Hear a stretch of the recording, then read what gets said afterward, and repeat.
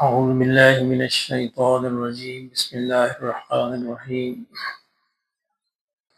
أفمن هو قائم على كل نفس بما كسبت وجعلوا لله شركاء قل سموهم أم تنبئونه بما لا يعلم في الأرض أم بظاهر من القول بل زين للذين كفروا مكرهم وصدوا عن السبيل ومن يضلل الله فما له من هاد لهم عذاب في الحياة الدنيا ولعذاب الآخرة أشق وما لهم من الله من واق مثل الجنة التي وعد المتقون تجري من تحتها الأنهار أكلها دائما وظلها تلك عقبى الذين اتقوا وعقبى الكافرين النار والذين آتيناهم الكتاب يفرحون بما أنزل إليك ومن الأحزاب من ينكر بعضا قل إنما أمرت أن أعبد الله ولا أشرك به إليه أدعو وإليه مآب صدق اللہ العظیم۔ فرمایا کہ افمن ہوا قائم علی کل نفس بما کسبت، کہ وہ ہستی جو ہر شخص کے بارے میں ایک ایک نفس کے بارے میں جانتی ہے کہ جو کچھ وہ کر رہا ہے۔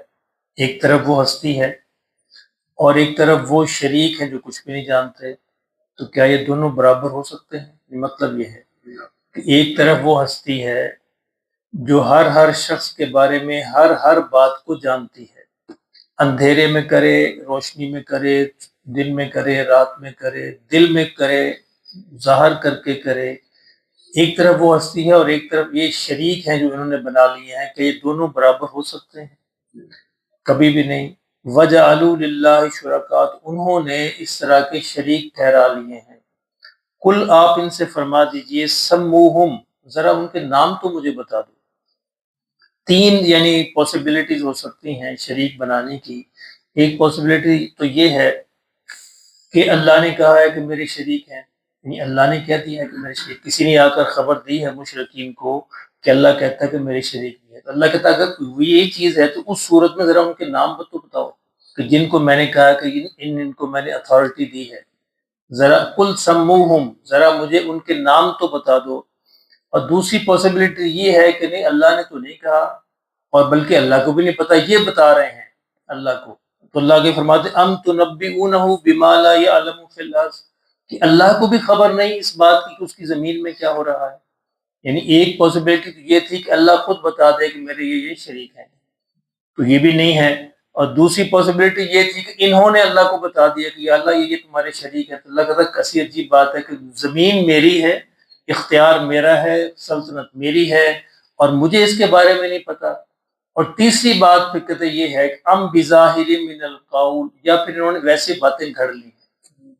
تو یہ ہے اصل باتیں انہوں نے گھڑ لی ہیں، نہ تو اللہ نے کسی کو اختیار دیا ہے اور نہ انہوں نے بتایا ہے۔ تو یہ فرمایا کہ یہ باتیں انہوں نے گھڑ لی ہیں، اللہ نے کسی کو نہیں کہا، اللہ نے شریک نہیں ٹھہرائے، کسی کو اختیار نہیں سونپے، یہ بلکہ ان کے ظاہر کی، ان کے منہ کی باتیں ہیں۔ بل زُيِّنَ لِلَّذِينَ كَفَرُوا مَكْرُهُمْ، اور فرمایا کہ بلکہ اللہ نے ان کی اس گناہوں کی وجہ سے یہ جو کافر جو مکر کرتے ہیں شریک بنانے کا، شرک بنانے کا، اللہ نے اس کو بڑا پسندیدہ بنا دیا ان کے ہاں۔ اب وہ اسی کے اندر گم ہو کے رہ گئے، اسی شرک کے اندر گھومتے رہتے ہیں۔ یعنی انسان جب ایک دفعہ توحید کے دائرے سے نکل کر شرک میں گرفتار ہو جائے پھر اس کی مت ماری جاتی، حقیقت ہے، پھر کچھ سمجھ نہیں آتی، پھر وہ شریکوں کے چکر میں ہی گھومتا رہتا ہے۔ ایک تو بڑے واضح شریک ہیں نا جو بت بناتے ہیں، ہندو بناتے ہیں، ہمارے ہاں بھی لوگ شریک بناتے ہیں، یعنی خود ہی اختیار سونپ دیتے ہیں کہ اللہ نے فلاں فلاں کو اختیار، باقاعدہ ڈگری اسٹیٹس بنائے ہوئے ہیں، یہ ولی ہے، یہ غوث ہے، یہ قطب ہے، یہ افضال ہے، تم سنے کبھی ابھی یہاں یہ باقاعدہ سے اسٹیٹس دے دیے، ڈیزگنیشن دے دیے ہیں یہ، اور ان کو اختیار بھی سونپے ہوئے ہیں کہ کتب کے پاس اتنا علاقہ ہوتا ہے، ابدال کے پاس اتنا علاقہ ہوتا ہے، 80 ابدال ہوتے ہیں، اتنے کتب ہوتے ہیں وغیرہ، سارا پورا ایک سسٹم ہے جس طرح کے دفتروں کے اندر ہوتا ہے، یہ گریڈ 3 ہے، گریڈ 2 ہے، گریڈ 1 ہے، فلاں فلاں فلاں فلاں چلتا جاتا ہے۔ اسی طرح یہاں بھی اور اللہ نے کسی کو نہیں کہا، نہ اتھارٹی کس کے پاس ہے؟ یہ اللہ کے پاس، یہ اللہ کے رسول کے پاس صلی اللہ علیہ وسلم۔ نہ اللہ نے کچھ فرمایا اس کے بارے میں اور نہ رسول اللہ صلی اللہ علیہ وسلم کو ارشاد فرمایا۔ اب یہ کہاں سے آ گئے، کس نے بتائے؟ اللہ کہتا بتاؤ، فرمایا کہ یہ ان کے منہ کی باتیں ہیں۔ اللہ نے بتایا کہ یہ اصل میں اس لیے ہے کہ یہ ان کا مکر ہے. کس لیے مکر؟ تاکہ ان کو فائدہ پہنچے. اب دیکھیں جتنے بھی شریک ہیں یہ بت جو بناتے ہیں، یہ جو مندر بناتے ہیں، ان پہ جو چڑھاوے چڑھائے جاتے ہیں، بت کھاتے ہیں. فائدہ کس کو ہوتا ہے؟ وہ جو پادری ہیں اور وہ جو پنڈت ہیں، وہ جو مندر والے ہیں، فائدہ تو ان کو ہوتا ہے. اسی طرح یہاں بھی فائدہ مزاروں والوں کو ہوتا ہے. یعنی مزار والے نے نہیں کہا تھا مجھے آ کے سجدہ کرو، اس نے کبھی نہیں کہا. اسی کتاب میں پڑھ کے دیکھ لو. فائدہ کس کو ہوتا ہے؟ ان کے مکر کو. انہوں نے مکر بنایا کہ نہیں ان کو سجدہ کرو، نہیں یہاں پہ چڑھاوے چڑھاؤ، نہیں یہاں پہ نظر نیاز کرو. وہ کہاں جاتی ہیں؟ وہ ان کے پاس جاتے ہیں. ہمارے ایک عزیز تھے، تو ہمارے خاندان میں بڑا رواج ہے، شاہوں میں تو ویسے زیادہ ہوتا ہے. تو ایک بڑی قبر بنائی ہوئی ہے اور بڑا کچھ کیا ہوا، اس پہ نا بڑی یعنی وہ نئی نئی قسم کی بڑی قیمتی چادریں چڑھائی جاتی تھی. تو میرے والد صاحب کا جب کبھی جانا ہوتا تو 5-7 چادریں لے آتے ہیں وہاں سے اور آ کے رضائیاں بنا لیتے ہیں. ان کے یہ اصل ہے، تو غریبوں کو دے دو پھر یہ، یا کسی غریبوں کو دے دو تاکہ ان کے کام آئیں. وہاں پہ قبر پہ پڑے پڑے کس سے کام آئیں؟ یہ اللہ نے فرمایا یہ ان کا مکر ہے اپنے فائدے کے لیے. یہ سارے مکر کرتے ہیں اپنے فائدے کے لیے، کھاتے خود ہیں. یعنی لاکھوں کروڑوں یہ خود ان کے کھاتے میں جاتے ہیں.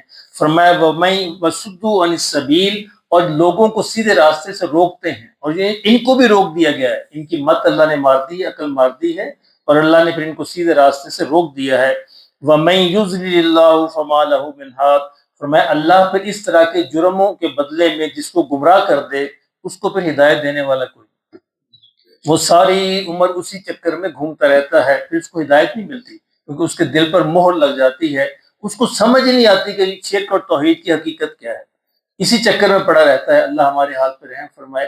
اب دیکھیں یہ صورت ختم ہونے والی ہے، اس میں ساری صورت میں توحید کا بیان چل رہا ہے. غور فرمائیں، ساری صورت میں، یہ سورہ رعد ہے، ابھی آخری آیات ہیں، پوری صورت میں سارا ایک ہی موضوع چل رہا ہے توحید کا. لوگوں سمجھ جاؤ اس سے پہلے کہ تمہیں موت آ جائے اور تم یہ شرک کی آلائش لے کر، گندگی لے کر اللہ کے حضور پہنچ جاؤ تو اس کی معافی وہاں پر نہیں ہے. فرمایا لہم عذاب فی الحیات الدنیا. میں اس طرح کے جو لوگ ہوتے ہیں، اللہ فرماتا ہے ان کو دنیا کے اندر بھی عذاب ہے. اچھا دنیا کا عذاب کیا ہے؟ وہ بیچارے سب سے ڈرتے ہیں، اس سے بھی، اس سے بھی، اس سے بھی، اس سے کہیں اس سے نہ میرا مسئلہ بگڑ جائے، اس سے نہ بگڑ جائے، اس سے نہ بگڑ جائے. اور جو ایک اللہ کا بن کر اس میں ایک سے ڈرنا ہے. جب وہ ایک سے ڈرتا ہے باقی سارے پھر اس سے ڈرتے ہیں.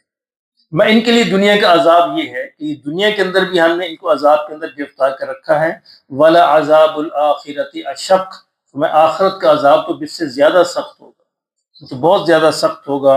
وما لهم من اللہ من واق، اور فرمایا اللہ سے ان کو بچانے والا کوئی نہیں ہوگا.